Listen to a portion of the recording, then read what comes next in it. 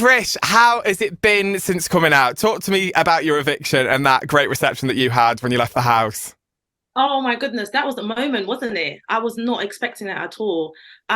So coming out of the Big Brother house, I was conscious that 50% of me may go and 50% may stay.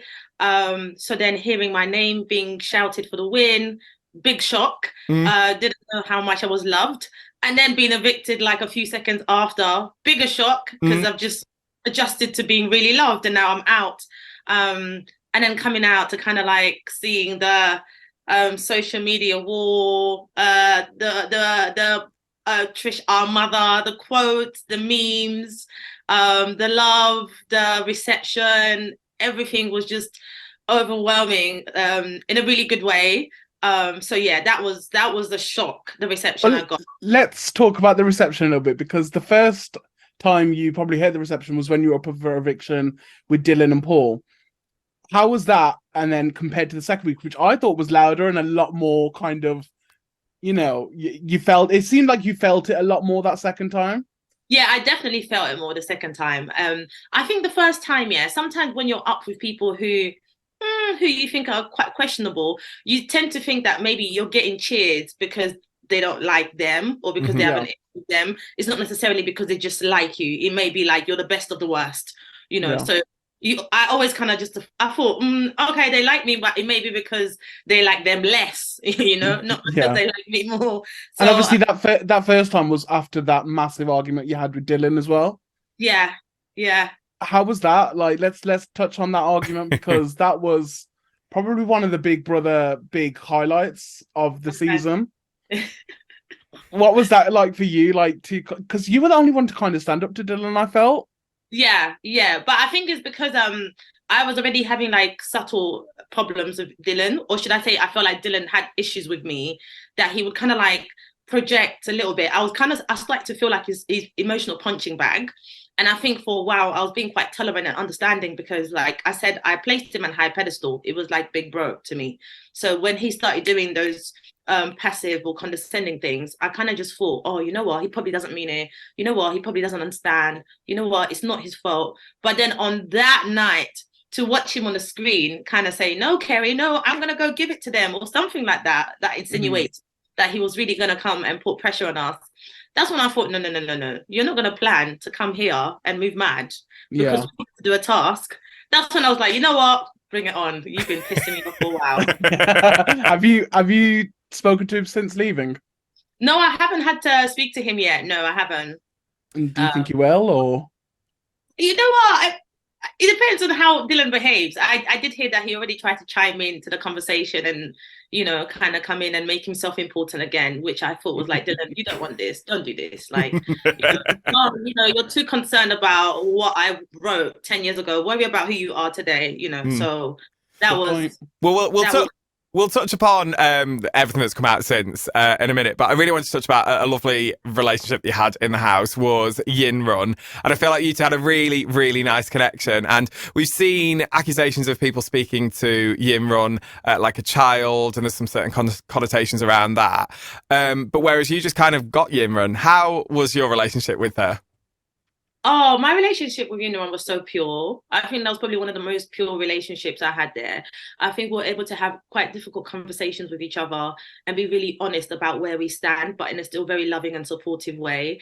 I think we had two ways of wanting to be approached. I kind of wanted to be left alone, where she wanted people to come to her despite not feeling very warm towards them. I think Yinrun did have her own intentions when she came into the Big Brother in terms of how she wanted to communicate with people, and that became very clear.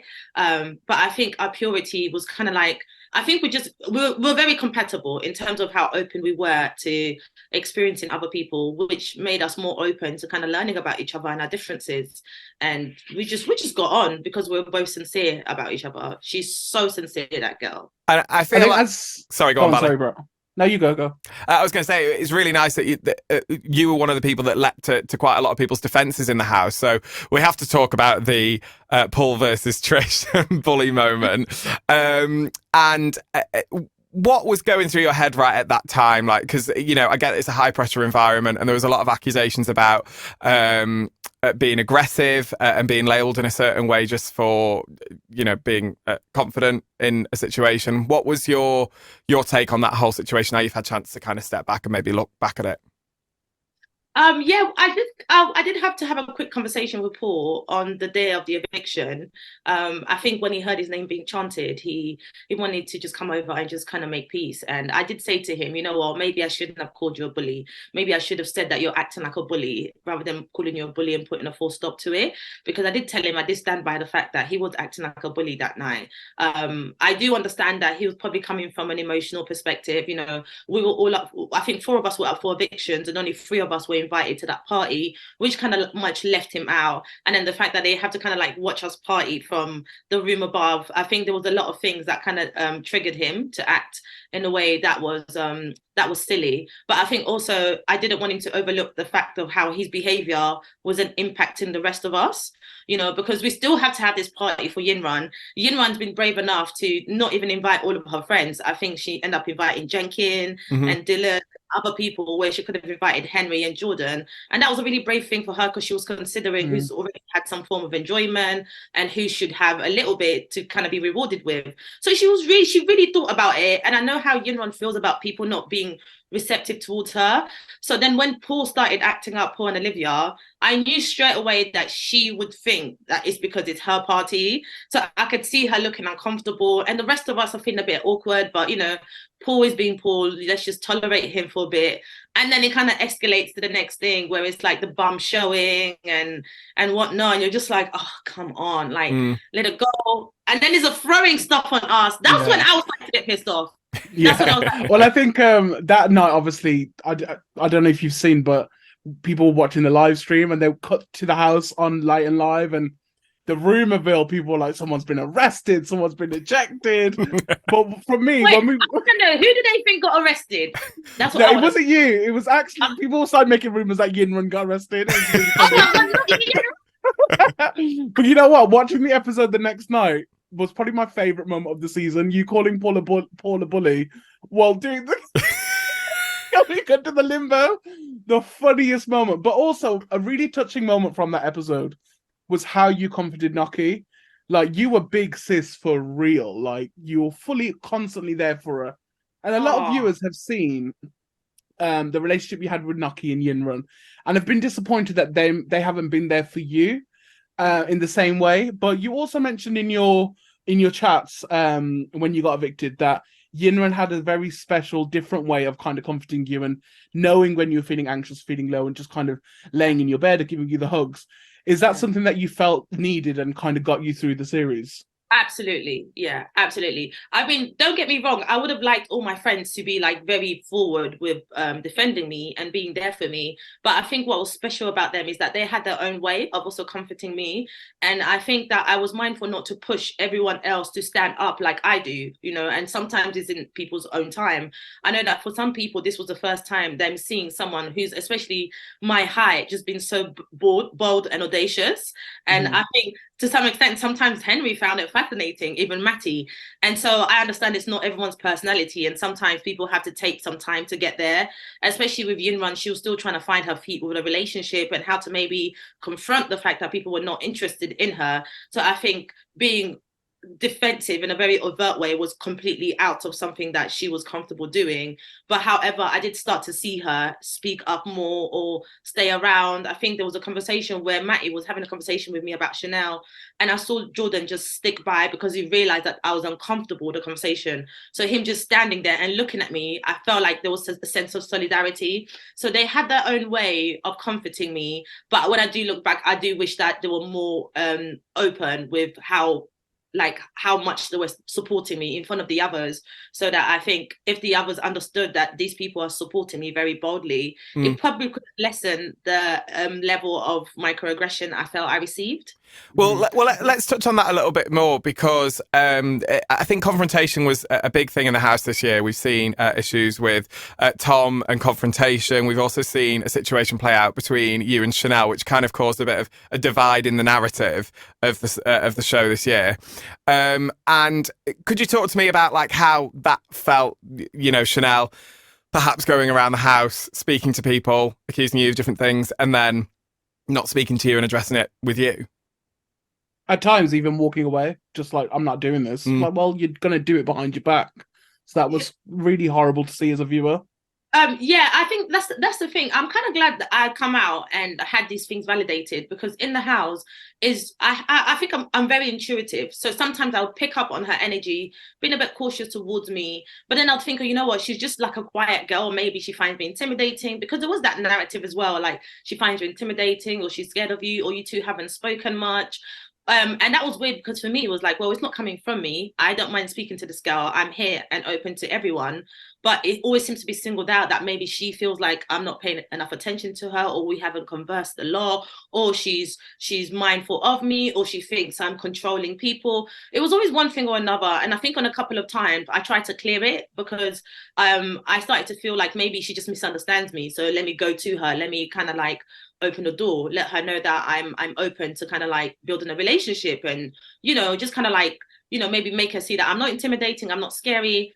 And it just carried on. And then I think with Chanel, what was worse is if I talk to her, it's like, oh no, Trish, when you go out, you will see we never spoke about you. And then I come out and they're speaking about me all over. I'm like, what's this? Like, so sometimes I was thinking, is she conscious? Has she got any self-awareness that she's not conscious that she's actually doing this, and it is on camera, and it would come back to you? Because she was really convincing me that I'll come out and realize things were different. So to come out and see that things were worse is a bit of a, okay, this is a bit awkward. Like, where do we go from this? Because I never had an issue with her, so I couldn't quite pin it down. I think that's what bothers me as well, is the fact that I can never really pin down what her actual issue was. It seems to be a couple of things, different things. It changes, it adjusts. You know, I'm almost starting to realize that a lot of them made me their storyline, their Big Brother story. I thought I was struggling with my own story, but I think other people were struggling with my story as well. Like, we're in this struggle together. Like, what's your own story outside of this? So that was let's weird. touch on some of the language that you just mentioned there. Like, I mean, as a black woman going into a social media, not social media, like kind of reality show, you knew that these words were going to get banded across social media, maybe even in the house, like aggressive and, you know, confrontational. But those words, I mean, it's horrible to say, were kind of expected. But then the words from your own clan, like Henry and Matty, using the word strong became a bit of a problem, which you touched on. Speak to us about that, and why was that an issue for you? Okay, again, as a black woman, I think often when you see the word aggressive is usually quite connected to strong, you know, a lot of masculine strength defining words. And sometimes is used as a positive, actually, but then sometimes a positive gives a negative result, as in you can be branded strong as a way for people to kind of let you just get on with it, as a way of people assuming that you don't need the support, you're not vulnerable, you don't need a helping hand, you know, you've got enough resources, or you'll find your way through it, you know. It's often, as much as encouraging as it is, it's also used against us in the way of kind of just unintentionally dismissing a cry for help. And so I felt like it started to become that for me, because I started to feel like the hostility that I was experiencing in the house was kind of intensifying, but in never such a passive way that I started to almost gaslight myself. And then when I was speaking to my friends, maybe asking a few questions, there would be an acknowledgement. There'll be a response from them that shows me they've acknowledged that something is going on. However, because I'm so strong, it's going to be okay, you know, because at first you want people to admit that something's going on, and then you want them to kind of ask you how to deal with it. But when you find out that actually they've realized what's going on, but they've decided they're okay with it because you're strong, you realize just how little you're regarded in terms of like, is anyone going to ask how I'm coping with this? How this being validated feels for me? You know, how does this like navigate my journey in Big Brother? Like having to be in like meetings or eating on one dining table where I feel like I'm not really liked here, you know, or I'm looked at differently. Sometimes you'll see when I'm doing the makeup, I'll be doing the makeup in a different mirror because I don't want to be with all the girls in that mirror. Then nothing has happened, but I just very conscious. I become very hyper vigilant that, you know, I'm seen in a certain way. So sometimes I'll take myself away to just do something like fix my wig where I'm more comfortable and don't think people are going to be judging me with my bald head. Do you know what I mean? Like you become very paranoid as well about things that people have probably haven't said, but then you become conscious that this is a part of you, and because there's parts of you that are not liked without you provoking, you also think any other part of you can be picked apart. So I definitely think that was sorry, Brett, I was just going to say I think that definitely was an eye-opening conversation that you had, and I just want to thank you for raising that, because I think a lot of people never thought of using the word strong. You think it's a positive, but I get it. Sometimes it is used as a scapegoat kind of way, and you really ignited a lot of conversation with that comment. And I know there were a few online spaces where even Black women themselves were kind of learning themselves, hold on a second, I don't need to be called strong. So I just want to thank you for that. I think that was a really, really great moment. Oh, thank you guys. Thank you for receiving it quite well. I wasn't sure myself how it was going to be received, but I was just tired of being labelled strong to I get it.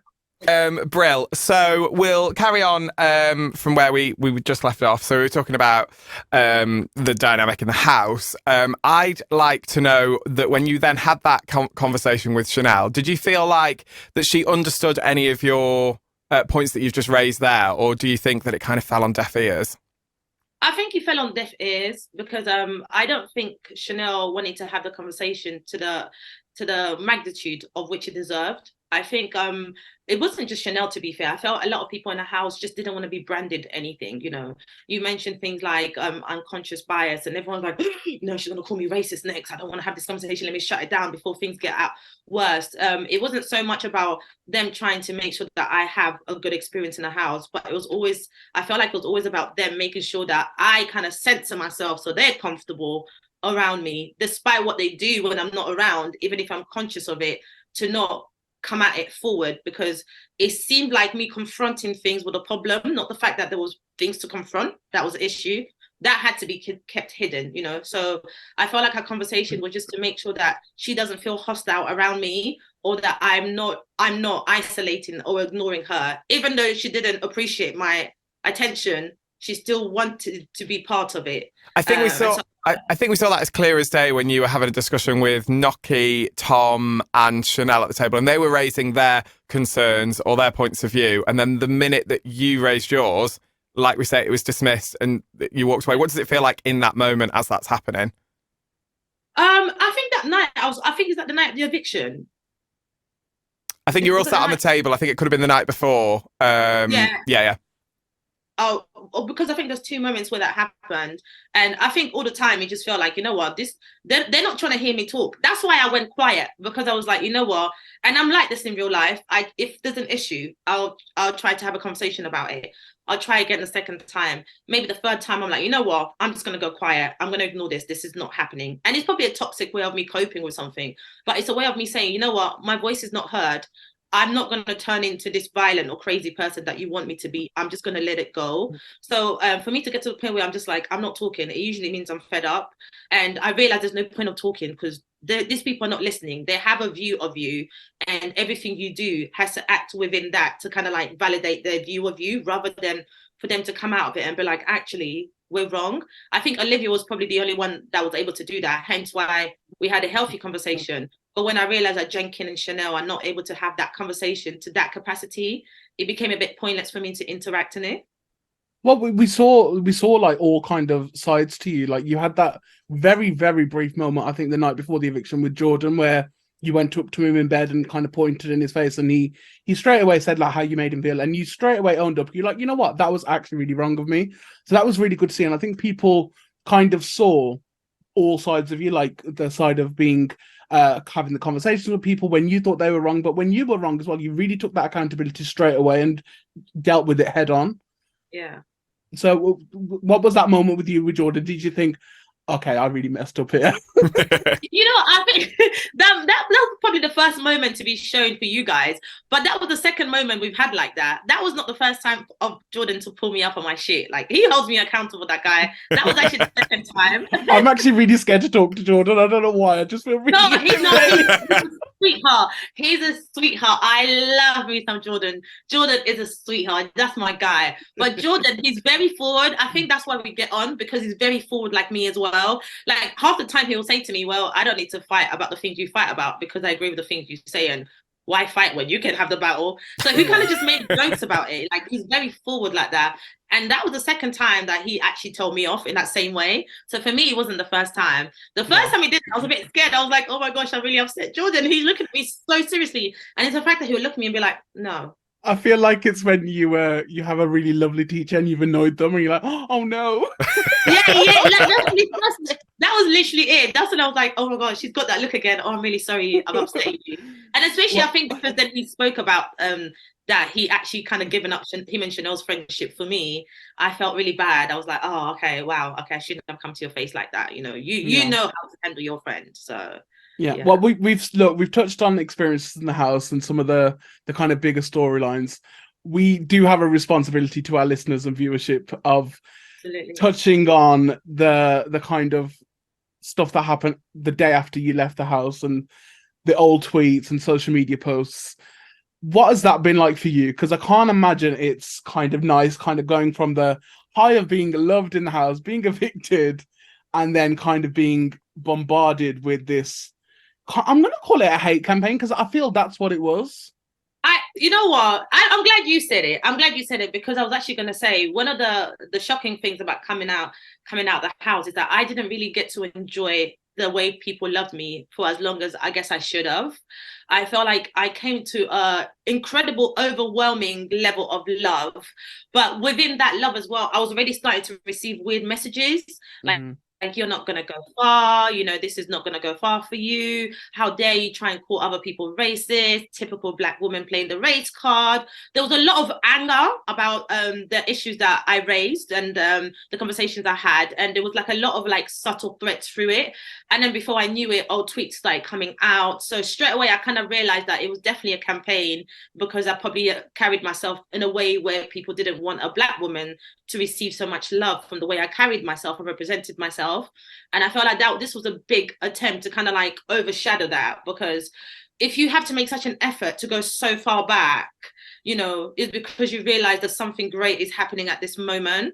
Do you know what I mean? And I think for me, it was quite disheartening to have to experience so much love, but to have it cut so short and then have like really horrifying tweets come back and to know that it's upsetting people that I kind of speak up for, the marginalized group that I stand up for, the people that I speak for, I stand as an ally for, to know how upsetting this was for them as well, because, you know, I think we kind of, when we're experiencing something ourselves, we're shocked. I'm shocked about the fact that it's there, but I've known my journey. I've known like the social media experience I've had.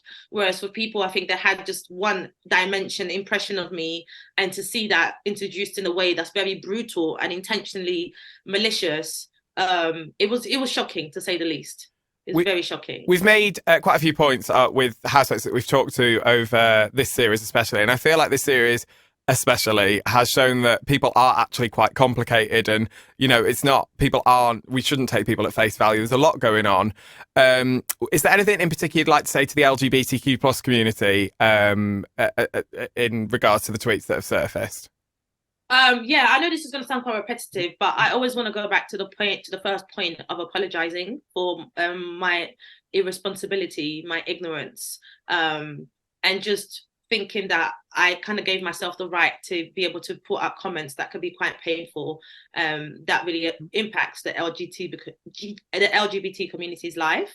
I also want to go back and just kind of explain a little bit, you know, I don't want to go into too much or how much of a hate campaign this is, but there's especially recent tweets where I am talking about the LGBT community, where I am discussing race, racism, a lot of type of different discrimination that are intentionally being put out to look a certain way. I'm very conscious, and I'm an ally to a lot of marginalized community. And honestly, when I speak about these things, I speak about it from a proper critical perspective, from a moving forward, from how can we raise awareness and get rid of discrimination. So I was conscious that one of my tweets, I think, where I was asking straight people, saying if they think gay people have a choice to be gay, can they recognize the moment they got to make that choice? There's tweets where I'm really like coming at straight people about the way we view and speak about the LGBT community that has been taken to kind of look in alignment with a lot of the old tweets and ignorant comments that I'd made. And so I just want to be clear about that, you know, I don't hold those views. I love the LGBT community. Look, I know a few people who are mutual friends with you who are trans and who are from the LGBTQ plus community. So I think touching on what you said about taking clips and taking old tweets and aligning them with their own views to kind of make it look a certain way, I totally get it. And I made this point last week on the show where I feel with social media, you do kind of get wrapped up, and I'm guilty of this as well. You do post some things to make people laugh. It's not necessarily your views. You do get kind of, it's like a comedian on stage. They want the laugh, they want the hit tweet or whatever. And especially you can get back in those days where it was like, it was almost a moment of it. It was almost like we get online, we get caught up. Well, look, we've touched on the old tweets. It's 10, 12 years ago. Let's talk about the now and the future. You've left the house. You've kind of put Big Brother, I wouldn't say put it behind you, but what's next for Trish? What are your plans? Just before we move on, I just want to say one of my brother is one of your biggest fans ever. And when you mentioned you knew some trans people, I just thought one of them might be my brother, because he was constantly telling me about you guys. It's like they're showing you so much love. Okay. Ready to speak to you. So I just want to pick up my brother King for that. Like one of my is King Kazeel, yes. Yeah, okay, sorry. Moving on.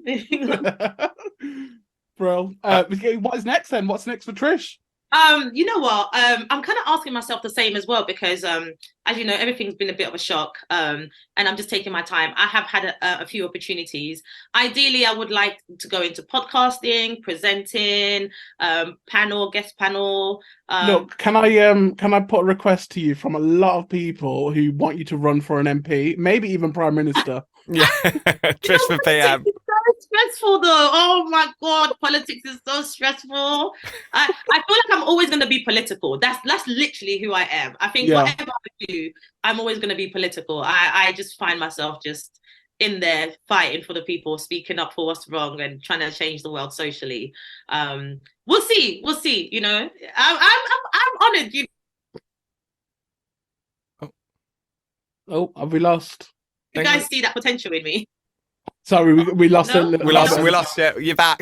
Go on. Back. Oh, I'm back. Oh, sorry. I was saying, I would love to go into. Well, I was saying I'm always quite political, so I'll see, and I'm grateful that you guys see that potential in me to be definitely to be a PM. Right, and just the support very quickly, Brett. I don't know if you saw #RTrish. I have been asked, I need you to give a little message to Lewis, who started that and made the first sign saying our Trish. If you could just give a message to Lewis for me. Lewis, I love you. I love you. Don't ever stop. I love you. I'm you guys as Trish. Our Trish. I didn't get it at first. My sister had to explain it to me. I think I had to explain it to your sister. Yeah. I was like, what's this our Trish stuff? She's like the northern accent. I'm like, oh, I see. I love it, guys. I'm our Trish. Our Trish. I'm good with that. I love you guys. Thank you guys so much. Right, Trish, we're going to have to wrap it up there before the Zoom call cuts off. We've only got 50 seconds left, but I just want to say thank you so much for joining us. We're going to try and get this out as quickly as we can. Thank you so much for having me. Yeah, no worries. I hope you've had a laugh and a giggle with us. I did. Thank you so much. Thank you.